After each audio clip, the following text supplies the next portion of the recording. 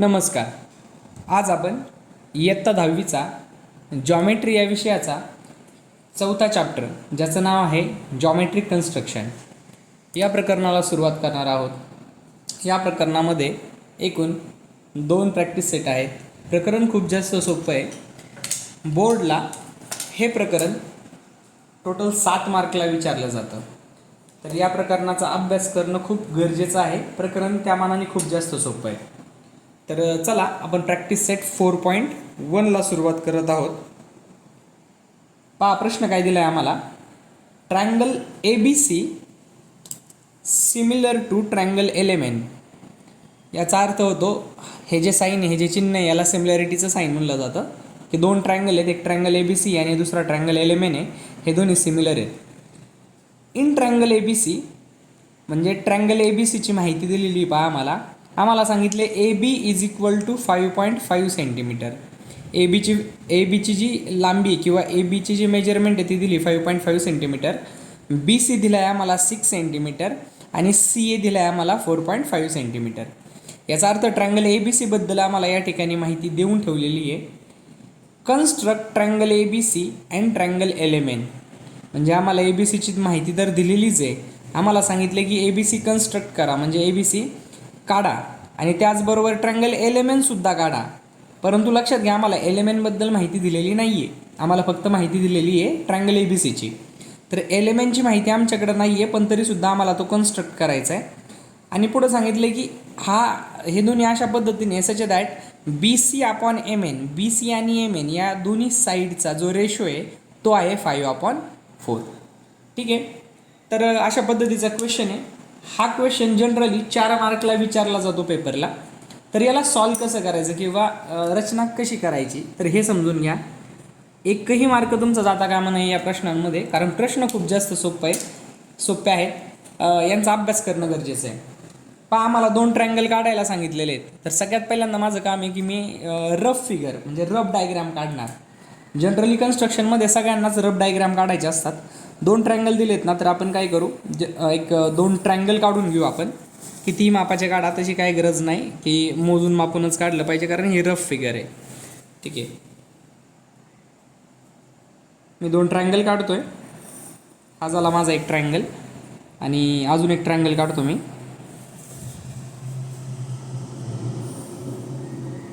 हा झाला माझा दुसरा ट्रायंगल. लक्षात घ्या ज्यावेळी तुम्ही कन्स्ट्रक्शन कराल ना त्यावेळी तुमचं कन्स्ट्रक्शन करत असताना तुमची जी पेन्सिल आहे तिचं जे टोक आहे ते खूप जास्त शार्प असायला पाहिजे. ठीक आहे. तिला वारंवार शार्प करत चला. आणि जे तुमचे इन्स्ट्रुमेंट तुम्ही वापरताय, उदाहरणार्थ पट्टी वापरताय, स्केल वापरताय, प्रोटेक्टर वापरताय किंवा कंपास वापरताय, तर हे वापरत असताना हे इन्स्ट्रुमेंट चांगले असायला पाहिजे. ठीक आहे. बरं, 2 ट्रायंगल आहेत. पहिल्या ट्रायंगलला नाव देऊ आपण ट्रायंगल ABC. ठीक आहे. आणि दुसऱ्या ट्रायंगलला म्हणू LMN. आता तुम्हाला माहिती तर कोणाबद्दल दिली आहे आम्हाला? ABC बद्दल दिली. चला मग ABC बद्दल माहिती दिलेली आहे तर ABCसाठी आपण लिहू. तर ABCमध्ये AB दिला आहे 5.5 सेंटीमीटर. तर मी ABला लिहितो 5.5 सेंटीमीटर. येतं लक्षात. त्यानंतर मला BC दिलेला आहे 6 सेंटीमीटर. तर BCसाठी लिहितो मी 6 सेंटीमीटर. आणि CA दिला आहे 4.5 सेंटीमीटर. तर CAला लिहितो मी 4.5 सेंटीमीटर. ठीक आहे. आम्हाला LMN या ट्रायंगलबद्दल कुठल्याही प्रकारची माहिती दिलेली नाही आहे. बरोबर. ABC ट्रायंगलला आपण आत्ताही कन्स्ट्रक्ट करू शकतो, कारण ABCबद्दल पूर्ण माहिती आहे आमच्याकडं. परंतु ट्रायंगल LMN बद्दल आमच्याकडं कुठल्याही प्रकारची माहिती नाही आहे. तर आमचं काम काय, तर ABCच्या मदतीने LMN या ट्रायंगलची आम्हाला माहिती मिळवणं सगळ्यात महत्त्वाचं आहे. तर आपण पहिल्यांदा काय लिहिणार पहा. काय सांगितलेलं आहे आम्हाला की triangle ABC similar to triangle LMN. ठीक आहे. आम्हाला असं दिलेलं आहे की सिमिलर आहेत. सिमिलॅरिटीची टेस्ट असतात पहा. सिमिलॅरिटीच्या टेस्ट आहेत, काही प्रॉपर्टीज आहेत. जर 2 ट्रायंगल सिमिलर असतील ना तर त्यांच्या एक साईडची प्रॉपर्टी बनते, ती कायम लक्षात ठेवायची. जर 2 ट्रायंगल सिमिलर असतील तर काय होतं, साईडसाठी प्रॉपर्टी बनते की आपला जो AB साईड असतो ना, AB आणि त्याची करस्पॉन्डिंग साईड दुसऱ्या ट्रायंगलची LM, A B upon L M या दोघांचा रेशो इज इक्वल टू, म्हणजे थोडक्यात इथं पा A B upon L M is equal to B C upon M N, B C upon M N is equal to A C, इथं पहा A C upon L N, A C upon L N. या तिन्ही टर्मचा ratio equal असतो. बरं हे कोण सांगतं? ही आहे आमच्या सिमिलॅरिटीची प्रॉपर्टी. दोन ट्रायंगल जर सिमिलर असतील तर त्यांच्यासाठी साईडची ही प्रॉपर्टी बनते, A B upon L M is equal to B C upon M N is equal to A C upon L N. हे लक्षात राहू द्या, हे मस्ट आहे. बरं एक गोष्ट आम्हाला दिलेली पहा, B C upon M N या दोघांचा रेशो आम्हाला ऑलरेडी देऊन ठेवला आहे. किती तो? 5/4. इथं दिसतोय तुम्हाला B C upon M N. याचा अर्थ बी सी अपॉन एम एनचा रेशो किती असेल? 5/4. जर B C upon M N 5/4 आहे तर साहजिक आहे A B upon L M आणि A C upon L N यांचा पण रेशो किती असेल? 5/4. कारण हे सगळे इज इक्वल टूमध्ये. याचा अर्थ बी सी अपॉन एम एनचा जो रेशो आहे तोच ए बी अपॉन एल एमचा असेल आणि तोच ए सी अपॉन एल एनचा असेल. तर मी याला समोर असं लिहू शकतो, इज इक्वल टू 5/4. इथे लक्षात इथपर्यंत समजलं असेल तर चला आता एकेका टर्मला घ्यायचं 5/4 बरोबर कम्पेअर करायचं. पहा पहिल्यांदा ए बी अपॉन एल एमला घ्या, 5/4 बरोबर कम्पेअर करा. नंतर बी सी अपॉन एम एनला घ्या, 5/4 बरोबर कम्पेअर करा. आणि ए सी अपॉन एल एनला घ्या, 5/4 बरोबर कम्पेअर करा. तर चला मी एक आकडा टाकतो. हां, या ठिकाणी आम्ही पण पहिल्यांदा घेणार A B upon L M is equal to, याचा सुद्धा रेशो किती असेल? 5/4. याचे 3 भाग करू आपण व्यवस्थित, जेणेकरून दिसायलाही छान दिसेल आणि सुटसुटीत राहील. ठीक आहे. तर पहा ए बी अपॉन एल एमला कम्पेअर केलं 5/4 बरोबर. त्याच पद्धतीने बी सी अपॉन एम एनलाही कम्पेअर करू आपण 5/4 बरोबर. ठीक आहे. त्यानंतर ए सी अपॉन एल एनला देखील आपण कम्पेअर करू 5/4 बरोबर. तर पहा A B upon L M is equal to 5/4. पहिल्यांदा आपण याला सॉल्व करू. आपल्याजवळ A B upon L M यापैकी ए बीची व्हॅल्यू ऑलरेडी दिलेली आहे. किती? ती 5.5. तर मी ए बीसाठी व्हॅल्यू पुट करणार 5.5. अपॉनला एल एम नाही आहे आपल्याकडे, एल एम एनबद्दल काहीच माहिती नाही आहे, तर एल एम नाही आहे आमच्याजवळ. इज इक्वल टू पुढं काय आहे? 5/4. लक्षात घ्या व्हॅल्यू कोणाची फाइंड आउट करायची? व्हॅल्यू पाहिजे आम्हाला एल एमसाठी. तर 5.5 याची व्हॅल्यू एल एमची व्हॅल्यू पाहिजे. तर आपण एल एमला राईट साईडला आणू. हा डिवाईडला आहे, राईट साईडला आणल्यानंतर मल्टिप्लिकेशनला येईल आणि 5 आणि 4ला या बाजूला आणू, म्हणजे लेफ्ट साईडला 5 आणि 4ला आणू आणि एल एमला त्या बाजूला शिफ्ट करू. तर 5.5ला मल्टिप्लिकेशनला इकडचा 4 येईल इंटू 4 आणि त्या बाजूचा जो 5 मल्टिप्लिकेशनला आहे तो इकडं कशाला येईल? डिवाईडला. ठीक आहे. आणि is equal to L M या बाजूला मल्टिप्लिकेशनला वरती येईल एल एम बरोबर. तर पहा आता 5.5ने आपण 4ला मल्टिप्लाय करून डिवायडेड बाय 5 करू शकतो किंवा 5ने डायरेक्ट 5.5ला डिवाइड करू शकतो. तुम्ही काहीही करा. उदाहरणार्थ मी 5.5ला 5ने डिवाइड करतो. पहा 5 एके 5, 5 एके 5 इंटू किती? 4 गुणिले 4 is equal to L M. म्हणजेच या दोघांचा गुणाकार करू, आपल्याला एल एम मिळून जाईल. एल एमची व्हॅल्यू किती पहा, तर 4ने मल्टिप्लाय करा, 4 एके 4.4 सेंटीमीटर. पहा आम्हाला एल एमची व्हॅल्यू मिळून गेली. ठीक आहे, आम्हाला एल एम मिळून गेला. आता ज्या पद्धतीने आपण एल एम फाइंड आउट केला त्याच पद्धतीने आपल्याला बी सीवरून एम एन मिळेल. पहा या ठिकाणी तर बी सीची व्हॅल्यू माहिती आहे आम्हाला. किती? B C 6 centimetre. पुट करू आपण 6. आपण एम एन माहिती नाही आहे, एम एन आहे असा ठेवू. Is equal to 5/4. सेम त्याच स्टेप. एम एन डिवाईडला आहे, मल्टिप्लिकेशनला न्या. 5 मल्टिप्लिकेशनला आहे, डिवाईडला आणा. 4 डिवाईडला आहे, मल्टिप्लिकेशनला आणा. तर 6 इंटू 4 येईल या बाजूला आणि डिवाईडला कोण येईल? 5 आणि इज इक्वल टू मल्टिप्लिकेशनला कोण जाईल? M N. तर पहा एम एनसाठी व्हॅल्यू काढू आपण.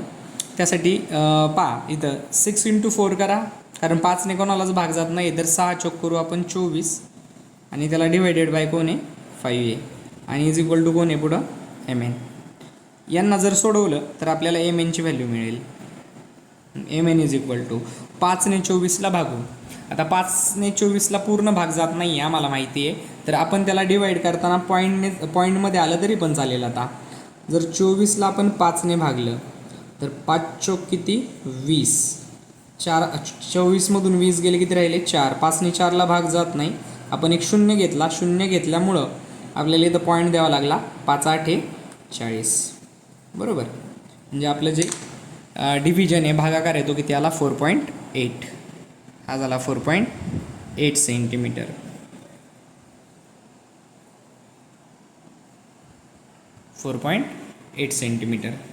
ठीक आहे. त्याला रफ करू आपण. तुम्ही रफ पेजवर करत चला ह्या सगळ्या गोष्टी, पेपरमध्ये बॅक साईडला गेल्या तरी पण चालतील.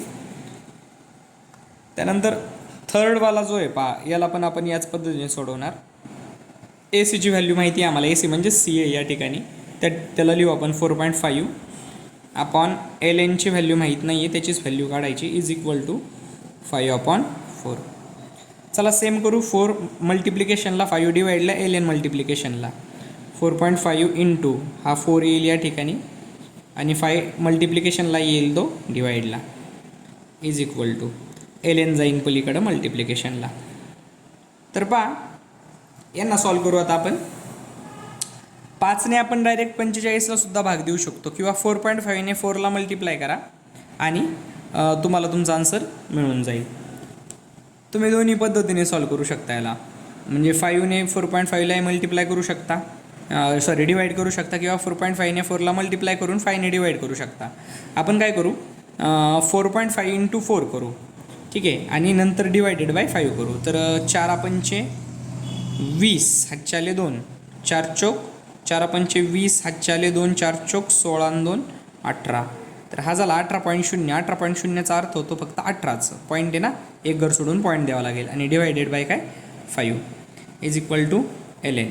आता तुम्हाला जर एवढ्या बेसिक गोष्टी जमत नसतील तर आधी त्याचा सराव करणं गरजेचं आहे. आपण इयत्ता 10वीला आलेलो आहोत, तर आपल्याला हा भागाकार गुणाकार हे जमलं पाहिजे, कारण हा तुमचा बेसिक आहे. म्हणजे इयत्ता 7वी 8वीमध्ये हे झालेलं आहे तुमचं. त्या ठिकाणी जर तुमचं हे व्यवस्थित झालेलं नसेल तर तुम्हाला याची प्रॅक्टिस करावीच लागेल, येते लक्षात.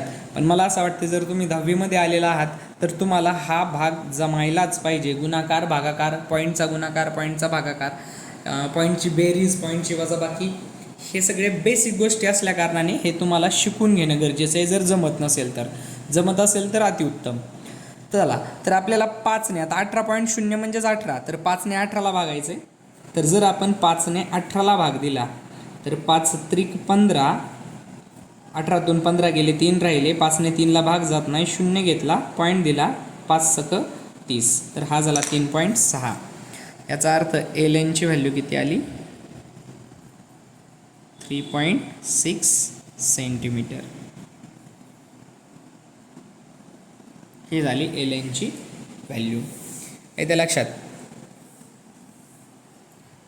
इथपर्यंत समजलेलं असेल तर आता आपण शेवटच्या भागाकडे जाऊ. पहा, तुम्हाला ए बी सीची व्हॅल्यू माहिती आहे, A B B C A C माहिती आहे.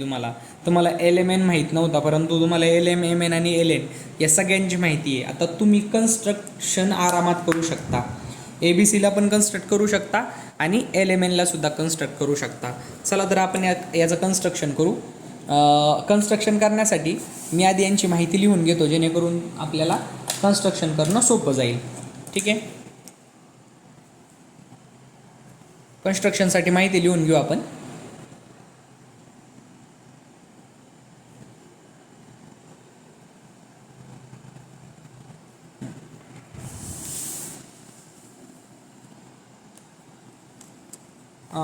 या ठिकाणी मी माहिती लिहितोय.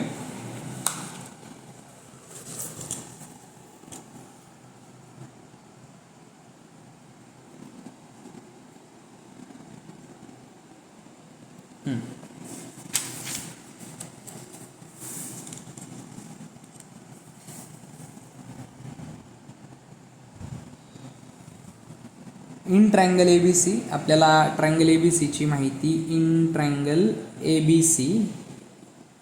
बी सीसाठीची माहिती आमच्याकडं काय आहे, आम्हाला ए बी दिलेला आहे 5.5 सेंटीमीटर. त्यानंतर आपल्याला बी सी दिलेला आहे 6 सेंटीमीटर आणि आपल्याला सी ए दिलेला आहे किती, 4.5 सेंटीमीटर, बरोबर. आणि तुम्ही जे रफ डायग्रॅम काढलेली आहे, ठीक आहे, रफ डायग्रॅम, त्यालासुद्धा नाव देणं गरजेचं आहे आणि त्या हिशोबानेच डायग्रॅम काढणं गरजेचं आहे. तुम्ही रफ डायग्रॅममध्ये पहा, या ठिकाणी तुम्हाला बी सी जो दिलेला आहे, ठीक आहे, तो ऑलरेडी खाली दिलेला आहे, बरोबरच, बेस दिलेला आहे, तो किती 6 सेंटीमीटर आहे. तर तुम्हाला ज्यावेळी तुम्ही डायग्रॅम काढाल त्यावेळी तुम्हाला बी सीच खाली आला पाहिजे तुमचा. येते लक्षात, रफ डायग्रॅम त्यासाठीच असते, तुम्हाला आयडिया आली पाहिजे की डायग्रॅम कशी काढणार आहेत तुम्ही. रफ डायग्रॅम, मी याला नाव देतो रफ डायग्रॅम, ठीक आहे. तर बी सी तुमचा 6 सेंटीमीटर आला पाहिजे, ए बी तुमचा 5.5 या बाजूला आला पाहिजे आणि ए सी या बाजूला आला पाहिजे 4.5 सेंटीमीटर. कन्स्ट्रक्शन करताना या गोष्टींचा विचार करायचा. ज्या पद्धतीने आपण रफ डायग्रॅम काढलेली आहे त्याच पद्धतीने आपला कन्स्ट्रक्शन येणं गरजेचं आहे, मस्ट आहे ते, ठीक आहे, त्याच पद्धतीने आलं पाहिजे ते. बरं, तर आता आपण कन्स्ट्रक्शन करायला जाऊ. तर तुम्हाला माहिती आहे आपल्याला बेस घ्यायचा आहे बी सी, तो किती सेंटीमीटर आहे, या ठिकाणी पहा 6 सेंटीमीटर आहे. तर पट्टीच्या मदतीने आपण काय करणार, बी सी घेऊ 6 सेंटीमीटर.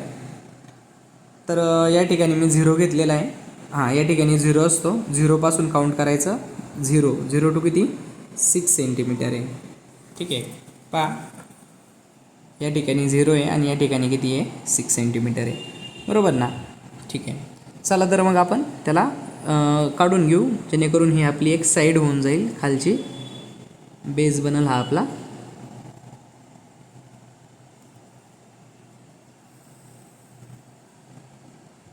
सेंटीमीटर, याला लगेच तुरंतमध्ये नाव देऊन ठेवायचं, टाकायचं लगेच बी सी किती आहे 6 सेंटीमीटर आहे, बरोबर. त्यानंतर आपल्याला या बाजूला ए बी आला पाहिजे आपला, या बाजूला, तर तो किती आहे 5.5 सेंटीमीटर. आता ए बी 5.5 सेंटीमीटर कसा काढणार आम्ही, कारण इथं कुठला अँगल वगैरे दिलेला नाही आहे. तर अशा पद्धतीने पट्टीवर 5.5 सेंटीमीटर मोजून घेणार आम्ही. ही कंपास, याला कंपास म्हणतात, आपल्या मराठीमध्ये विद्यार्थी याला कर्कटक म्हणतात. ॲक्च्युली हे कर्कटक नाही म्हणायचं, याला कंपास म्हणायचं. 0वर ठेवायचं, याला अशा पद्धतीने 0वर ठेवायचं आणि 5.5 सेंटीमीटर मोजून घ्या. याला 0वर ठेवा आणि 5.5 सेंटीमीटर मोजून घ्या. पहा इथं 5.5 सेंटीमीटर मोजलेलं आहे मी, 5.5 सेंटीमीटर, 5.5 सेंटीमीटर. आपण याला बीवर ठेवू, एक आर्क मारू अशी छान. सेम बीवरून आपल्याला 5.5 सेंटीमीटर मारला आहे आपण. आता त्याचबरोबर सी ए पाहणार किती आहे 4.5 सेंटीमीटर. सी ए म्हणजे सीवरून ए मिळणार आपल्याला 4.5. तर सेम आपण करणार की कंपासवर मोजून घेणार आपण 4.5 सेंटीमीटर. हा झाला 4.5 सेंटीमीटर. तर सेम आपण सीवर ठेवणार आणि अशा पद्धतीने आर्क मारणार. आणि ज्या ठिकाणी एक पॉईंट बनलेला आहे तो पॉईंट जो असेल तो आपला ए हा पॉईंट असेल आणि बी पासून तो पॉईंट जोडून घ्या आणि सेम त्याला जोडून घ्या सी पासून, ठीक आहे. तर ही झाली आपली डायग्रॅम तयार. इथं लगेच द्या ए बी किती सेंटीमीटर आहे 5.5 सेंटीमीटर आहे आणि ए सी किती सेंटीमीटर आहे तुमचा 4.5 सेंटीमीटर आहे. हा झाला ट्रायंगल ए बी सी. आता आपल्याला एलिमेंट ट्रायंगलसाठी आपण लिहिणार इन ट्रायंगल एलिमेंटच्या आपण व्हॅल्यू काढलेले आहेत. पहा आपल्याला या बाजूला एल एम मिळालेलं आहे, L M is equal to मिळाला आहे 4.4 सेंटीमीटर. त्यानंतर एम एन मिळालेलं आहे 4.8 सेंटीमीटर आणि एल एन मिळालेलं आहे 3.6 सेंटीमीटर, ठीक आहे. तर खाली बेसला जसं इथं बी सी घेतला आहे, रफ डायग्राममध्ये घेतला आहे म्हणून इथं घेतला आहे. तर त्याच पद्धतीने बेसला आपल्याला एम एन घ्यावा लागेल 4.8 सेंटीमीटर. लगेच कन्स्ट्रक्शन करून घेऊ. किती आहे 4.8 सेंटीमीटर. पहा मग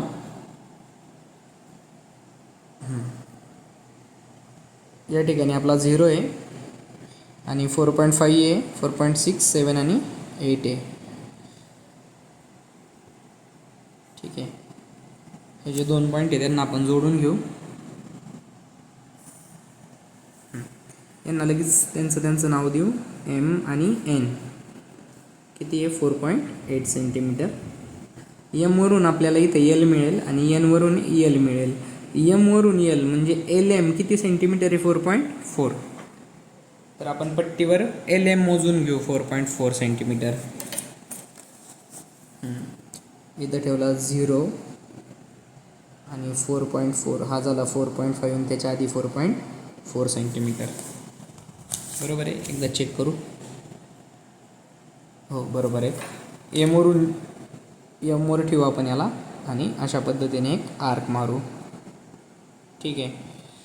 सेम आता एनवरून यल मिळेल म्हणजे एल एन मिळेल 3.6 सेंटीमीटर. तर त्याच पद्धतीने 3.6 सेंटीमीटर हे मोजून घेऊ आपण. 3.6 हां 3.6 मोजून घेतला. सेम एनवर ठेवू आपण आणि एक आर्क मारू. ठीक आहे. आणि तो जो पॉईंट मिळेल हा वाला त्याला आपण यल नाव देऊ. एमवरूनही त्याला जोडून घेऊ आणि एनवरूनही जोडून घेऊ आणि यांचे किमती इथं ठेवून देऊ. काय आहेत, एल एम किती आहे 4.4 सेंटीमीटर आणि एल एनची व्हॅल्यू किती आहे 3.6 सेंटीमीटर. ठीक आहे. आणि यांच्या सगळ्यांच्या खाली आपण कन्स्ट्रक्शन असं लिहू, जेणेकरून हे समजलं पाहिजे की हा कन्स्ट्रक्शनचा भाग आहे. कन्स्ट्रक्शन. ठीक आहे. तर अशा पद्धतीने आपण पहिला क्वेश्चन समजून घेतलेला आहे. पहिला प्रश्न आणि तिसरा प्रश्न एकसारखा आहे आणि दुसरा आणि चौथा प्रश्न एकसारखा आहे. प्रॅक्टिस सेट 4.1 मध्ये टोटल 4 क्वेश्चन आहेत. त्यामधला पहिला आणि तिसरा प्रश्न सारखाच आहे आणि दुसरा आणि चौथा प्रश्न सारखा आहे. ठीक आहे. चला आपण आता क्वेश्चन नंबर 2 कडे जाऊयात. क्वेश्चन नंबर 2 जो आहे आणि क्वेश्चन नंबर 1 आहे, दिसताना खूप जास्त सिमिलर दिसतात ते. ठीक आहे. पहा इथं दिलेलं आहे triangle P Q R is similar to triangle L T R. मागच्या क्वेश्चनमध्ये दिलेलं होतं आम्हाला triangle A B C is similar to triangle L M N. बरोबर आहे ना. हां. तर सेम इथं पण तेच दिलेलं आहे, पी क्यू आर आणि एल टी आर आहे. फक्त पी क्यू आरबद्दल माहिती दिलेली आहे. In triangle P Q R म्हणजे पी क्यू आरची माहिती दिली. पी क्यू 4.2 आहे, क्यू आर 5.4 आहे आणि पी आर 4.8 आहे. नवीन काय नाही आहे. लास्टमध्ये ए बी सीची माहिती दिलेली, इथं पी क्यू आरची माहिती दिलेली आहे आणि सांगितले कन्स्ट्रक्ट पी क्यू आर आणि एल टी आर म्हणजे ट्रँगल पी क्यू आर आणि triangle L T R construct करा. सेम मागच्या क्वेश्चनसारखाच क्वेश्चन आहे. Such that P Q upon L T is equal to 3/4. Same to same आहे. पहा same आहे, काहीच बदल नाही आहे. परंतु मागच्या प्रश्नासारखा हा प्रश्न सोडवायचा नाही. तर का नाही सोडवायचा, दिसतोय तर सारखाच, त्याच्यासारखा जे सगळं सेम आहे, मग तसं का नाही सोडवायचं. तर दोघांमध्ये एक छोटासा बदल आहे जो लवकर दिसून येत नाही. पहा या ठिकाणी याचं नाव आहे ट्रँगल ए बी सी आणि याचं नाव आहे ट्रँगल एल एम एन आणि या ठिकाणी ट्रँगल पी क्यू आर आहे आणि याचं नाव आहे एल टी आर. जर तुम्ही नीट पाहिलं तर या ठिकाणी पी क्यू आरमध्ये आर आहे आणि या ठिकाणी एल टी आरमध्ये पण काय आहे आर आहे. म्हणजे एक पॉईंट दोघांमध्ये सेम आहे. बरोबर. पी क्यू आरमध्ये आर आहे आणि एल टी आरमध्ये पण आर आहे. तसं ए बी सी आणि एल एम एनमध्ये एकही पॉईंट सेम नाही आहे. ए बी सी पूर्ण वेगळा आहे आणि एल एम एन पूर्ण वेगळा आहे. तर या कारणाने हा पी क्यू आर आणि एल टी आर पहिल्या क्वेश्चनसारखा सोडवायचा नाही. जर मग तो पहिल्या क्वेश्चनसारखा सोडवायचा नाही तर मग तो कुठल्या पद्धतीने सोडवायचा. आपण पहिला प्रश्न जो सोडवला ना त्याला असं समजू की ती मेथड 1 होते आणि असं समजू हा क्वेश्चन नंबर 2 आहे, तो मेथड 2ने सोडवायचा आहे. ठीक आहे. मेथड 1 कधी यूज करणार समजतं आहे, ज्यावेळी पूर्ण सगळे पॉईंट एकमेकांपेक्षा वेगळे असतील त्यावेळी आम्ही मेथड नंबर 1 यूज करणार. आता मेथड नंबर 2 कधी यूज करणार, तर मेथड नंबर 2 यूज करण्यासाठी 2 ट्रँगलमध्ये कुठला तरी एक पॉईंट सारखा असला पाहिजे किंवा कॉमन असला पाहिजे म्हणू आपण. तर या ठिकाणी तो कुठला पॉईंट आहे आर आहे. बरं चला मग याला सोडवायचं कसं पाहू. हाही प्रश्न जनरली पेपरला 4 मार्काला विचारला जातो, इथे लक्षात. तर चला सॉल्व करू. सगळ्यात महत्त्वाचं असतं याच्यामध्ये लिहिण्याचं काम काहीच नाही आहे, यामध्ये सगळा भाग कन्स्ट्रक्शनचा आहे. तर सगळ्यात पहिल्यांदा रफ फिगर काढायची. या ठिकाणी मी जशी सांगतोय त्याच पद्धतीने रफ फिगर प्रत्येक प्रश्नाला काढा, या टाईपच्या प्रश्नाला. ठीक आहे, या टाईपचा जर प्रश्न आला तर अशाच पद्धतीने रफ फिगर काढा. याच पद्धतीने रफ फिगर काढायची, जास्त टेन्शन घ्यायचं नाही. ठीक आहे, कसाही प्रश्न येऊ द्या, या टाईपचा असला पाहिजे फक्त. या टाईपचा म्हणजे हा कॉमनवाला. ठीक आहे, आणि ABC एलिमेंटसारखं तर तुम्हाला मागं दाखवलेलं आहे. तर अशा पद्धतीने एक ट्रायंगल काढायचा, त्यामध्ये बरोबर अशी एक रेष मारायची. एक साईड या साईडला पॅरलल दिसली पाहिजे, पॅरलल म्हणजे समांतर. ठीक आहे, आता या ठिकाणी तो पॉईंट द्यायचा जो कॉमन आहे, दोघांमध्ये R कॉमन आहे ना, तर याला आपण R नाव देऊ. इथं 2 ट्रायंगल झालेत पहा, एक छोटावाला ट्रायंगल झाला आहे आणि एक मोठा ट्रायंगल झाला आहे. एक छोटा आहे आणि एक मोठा आहे. आता PQR आणि LTRमध्ये छोटा ट्रायंगल कुठला आणि मोठा ट्रायंगल कुठला हे कसं ठरवायचं. तर हे ठरवण्यासाठी हा रेशो पाहायचा. बरोबर, या रेशोमध्ये PQ साठी 3 आहे आणि LT साठी किती आहे, 4 आहे. तर 3 आणि 4मध्ये कोण मोठा आहे, 4. तर 4साठी कोण आहे, LT. म्हणजे याचाच अर्थ आपण LTR मोठा आहे असं लक्षात येते आपल्याला. LTR मोठा आहे म्हणजे हा वाला मोठा आहे, तर मी याला म्हणतो L. हा R आहे म्हणजे हा साहजिक हा किती असेल, T असेल, LTR. आणि सेम मग आपोआप छोटा कोण असेल, हा वाला. जसं LTR असं वाचले तसं याला वाचू PQR. हा होईल PQ आणि R. ठीक आहे, LTR लिहिलं आहे ना, तर PQR. जर तुम्ही असं लिहाल LTR तर याला पण लिहावं लागेल PQR. या गोष्टींची काळजी घेत चला. बरं, यामध्ये कोणाची माहिती दिलेली आहे आम्हाला, छोट्या ट्रायंगलची दिली का मोठ्या ट्रायंगलची दिली. तुम्ही पाहू शकता छोट्या ट्रायंगलची माहिती दिली, PQRची माहिती दिलेली आहे आम्हाला. PQ किती दिला आहे, PQ किती दिला आहे पहा, PQ 4.2 सेंटीमीटर, याला मी लिहिणार 4.2 सेंटीमीटर. पहा आम्हाला QR दिला आहे 5.4, तर QR इथं किती आहे, 5.4 सेंटीमीटर आहे. आणि PR दिला आहे 4.8 सेंटीमीटर, तर PR किती आला, 4.8 सेंटीमीटर. येतं लक्षात. मोठ्या ट्रायंगलची आम्हाला बिलकुल बी माहिती दिलेली नाही आहे, आम्हाला छोट्या ट्रायंगलची माहिती दिली. तर आता याला सॉल्व कसं करायचं. तर चला, ज्या ट्रायंगलची माहिती दिलेली कमीत कमी तो तरी ट्रायंगल काढू आपण. यामध्ये लिहिण्याचा भाग काहीच नाही आहे. जसं क्वेश्चन नंबर 1मध्ये आपल्याला लिहावं लागलं तसं क्वेश्चन नंबर 2मध्ये लिहिण्याची गरज नाही आहे आम्हाला. ठीक आहे, तर आम्हाला QRची माहिती आहे आम्हाला ना, पहिल्यांदा छोटा ट्रायंगल माहिती, तर छोटावाला ट्रायंगल काढून घेऊ आपण. तर यासाठी QR किती पहा, 5.4 आहे. तर बेसपासून सुरुवात करतो आपण. QR 5.4 आहे, लगेच काढू आपण 5.4. या ठिकाणी पहा आम्ही ठेवतो आहे. तर हा झाला आमचा, थोडंसं खाली घेतो.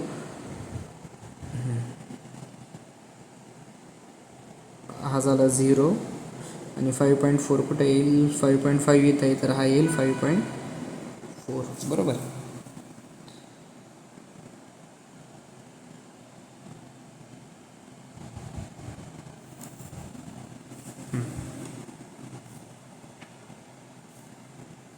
तर हा कोण आहे आमचा R आहे आणि हा कोण आहे आमचा Q आहे. लक्षात राहू द्या, हा R आहे आणि हा Q आहे. आणि हा किती आहे, 5.4 सेंटीमीटर. लगेचच्या लगेच जिथलं तिथं जर मेजरमेंट दिलं तर टेन्शन राहत नाही.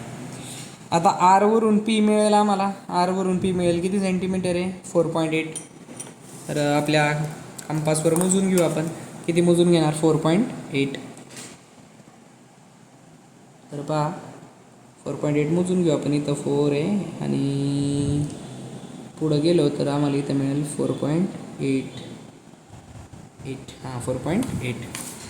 तर R वर ठेवू याला.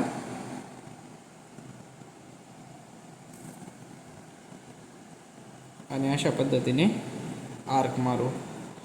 सेम Q वरून P किती आहे, 4.2. तर Q वरून P किती मोजू, 4.2 मोजू.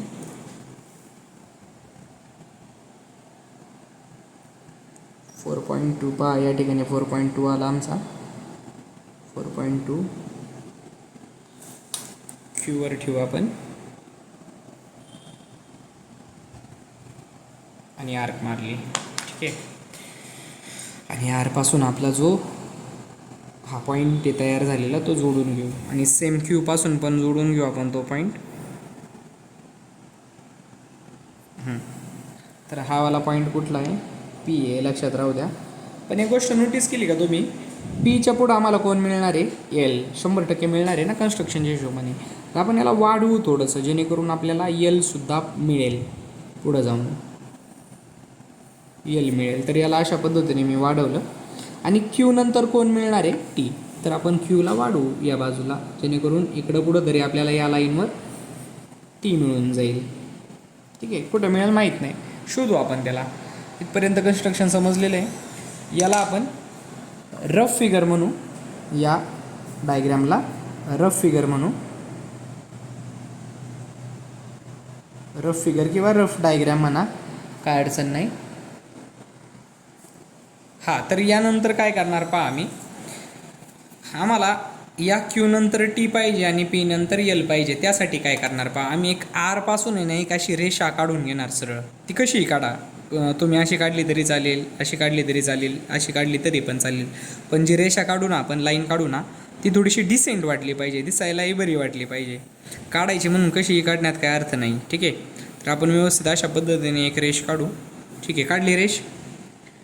आता काय करू, या रेषेचे ना भाग करायचे आहेत आपल्याला. ते कोणाच्या मदतीने करायचे? या आपल्या कंपासच्या मदतीने करायचे.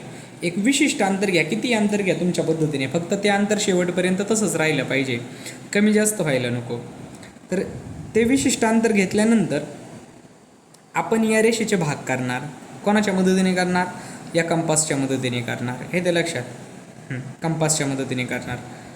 या रेषेचे किती अंतर घेऊ शकता तुम्ही, पण हे अंतर बदलायचं नाही परत. आता भाग किती करायचे हे कोण ठरवणार? हे ठरवणार या दोघांपैकी जी संख्या मोठी आहे तेवढे भाग करायचे. 3 आणि 4मध्ये 4 मोठा आहे ना, तर या रेषेचे मी 4 भाग करणार, लक्षात घ्या. येते लक्षात, कोण ठरवतं हे समजून घ्या. या दोघांपैकी जी संख्या मोठी असते ती संख्या म्हणजे तेवढे भाग करणार आपण या रेषेचे. तर 4 ही संख्या आहे, तर याचे 4 भाग होतील. म्हणजे आपण करणार 1, एक आर्क मारली, त्यानंतर इथं ठेवा टोक त्याचं, 2 दुसरी आर्क, त्यानंतर तिसरी आर्क आणि त्यानंतर चौथी आर्क. समजतं? आता यांना नाव देऊ. हा आर आहे ना, तर याला म्हणू आपण R1, याला म्हणू R2, याला म्हणू आपण R3 आणि हा आहे आपला R4. समजते? आता आपण काय करणार की PQRसाठी 3 का 4 म्हणजे 3 आहे का 4 आहे पहा. PQRसाठी PQRसाठी कोण आहे? PQRसाठी कोण आहे? 3 आहे. आणि LTRसाठी कोण आहे? 4 आहे. तर PQRसाठी जर 3 आहे ना, तर हा 3 डायरेक्ट PQRला जोडून घ्यायचा. तर कुठं जोडायचा? तो Qला जोडायचा. असा समजते का? 3च का जोडायचा? कारण PQRसाठी कोण आहे? 3 आहे. तर Qपासून आपण कोण जोडणार? 3ला जोडून घेणार. अशा पद्धतीने 3ला जोडलं. जसं 3पासून Q जोडला आहे, तसाच आपल्याला 4पासून कोणाला जोडावा लागेल? Tला जोडावा लागेल. म्हणजे 3पासून Q मिळाला, तसा 4पासून आम्हाला इथं कोण मिळणार आहे पहा? T मिळणार आहे. तर 4पासून T जोडायचा कसा? सगळ्यात महत्त्वाचा प्रश्न आहे. तर त्यासाठी काय करणार आपण? जो जोडून घेतला आहे ना, त्याची मदत घेणार. या ठिकाणी आपण या आपल्या कंपासला ठेवणार आणि एक विशिष्ट अंतर घेणार. किती अंतर घ्या आणि एक अशा पद्धतीने आर्क मारणार. ठीक आहे, मारली आर्क.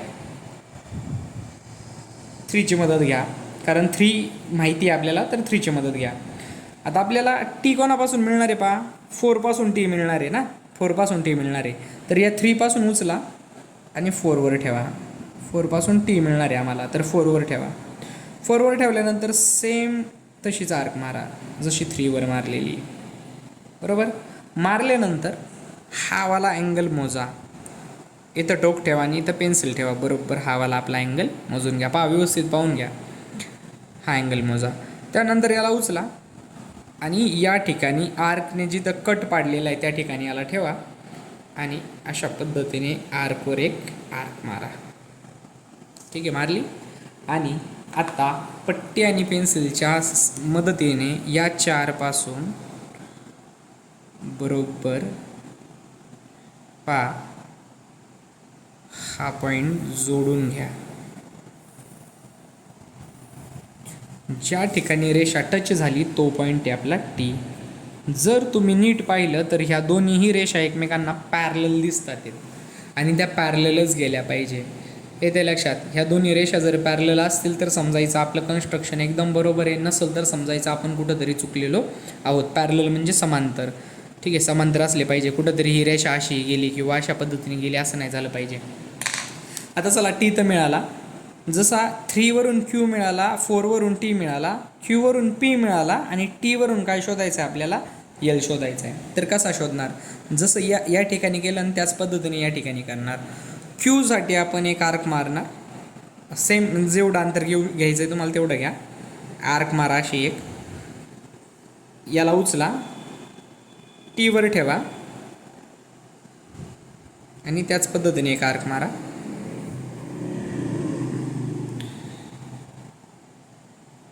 आता हावाला अँगल मोजून घ्या. हावाला जसा इथं मोजलेला ना तसाच हावाला अँगल मोजून घ्या. हावाला अँगल मोजा. मोजला अँगल. हा अँगल मोजल्यानंतर या ठिकाणी याला ठेवा ज्या ठिकाणी कट पडला आहे आणि आर्कवर एक आर्क मारा. ठीक आहे.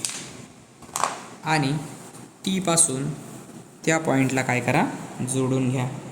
जोडून घेताना विचार करायचा की ही रेष आणि ही रेष पॅरलल येते का? येत नसेल तर थोडंसं ॲडजस्टमेंट केलं तरी पण चालेल. ठीक आहे. त्यामध्ये तुम्ही हुशार असता ते सांगायची गरज नाही, पण ॲडजस्टमेंट करता आलं पाहिजे.